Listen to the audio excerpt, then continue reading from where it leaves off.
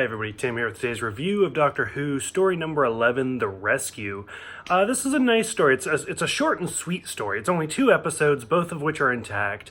And this is the first episode, or first story, to air in 1965, so we've now crossed through another year. This one introduces the new companion, Vicki.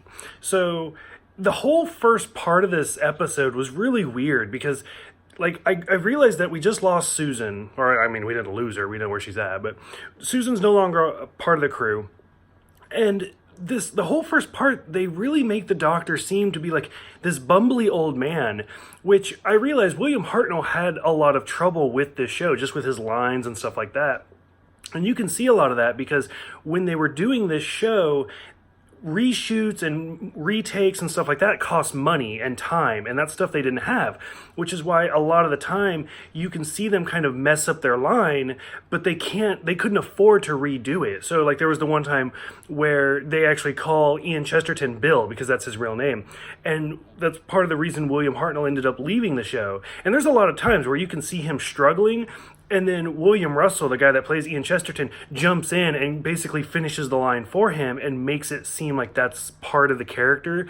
And they did a great job. So for this one, it starts out with just randomly in the TARDIS lobby, whatever you want to call it. The Doctor's just stretched out in this chair with a lamp and a table, just asleep. And they stop, and Ian and Barbara wake the Doctor up.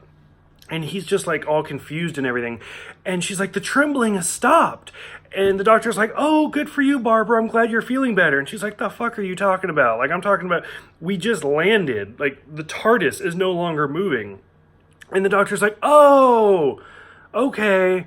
And then he kind of lectures about how they don't really land, they materialize. So the ship never really moves. It just materializes, it transports. And then at one point, the Doctor tells Susan to open the door, and it's one of those sad moments where you realize that Susan is no longer there. But it's an interesting thing, and they kind of do it on purpose, but still, it seems like they make the Doctor a secondary character rather than the main character.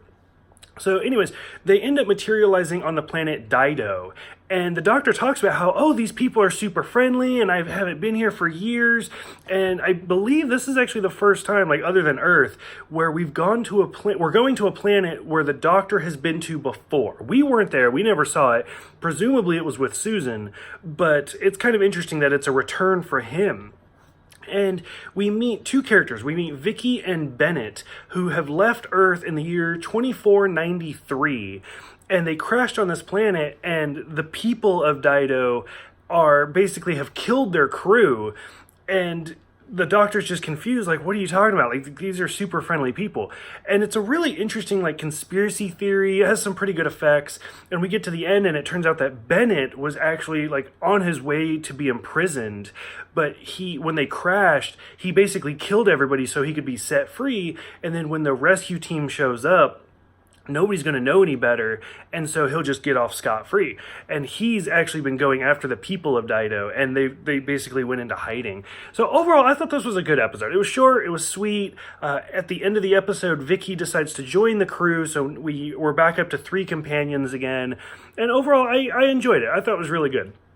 Sometimes when we get into these 6-episode stretches, and not too far from now, there's a 12-episode stretch, by the time I get to the end, I am just burnt out, and it's a little tiring. But these little ones that are just 2 episodes, because it's basically 45 minutes, so it's a standard episode the way we think of it today, I really enjoyed it, and I stayed engaged pretty much the whole time. So for those who have seen this one, what do you guys think about Vicki? Do you think she's a good replacement for Susan, or do you think she was just oh, we need a filler now? What did you guys think about the whole plot twist on the planet Dido? And what are you guys excited for with upcoming episodes? Go ahead, let me know in the comments below. Thank you guys for watching, and I will see you guys next time for the Romans.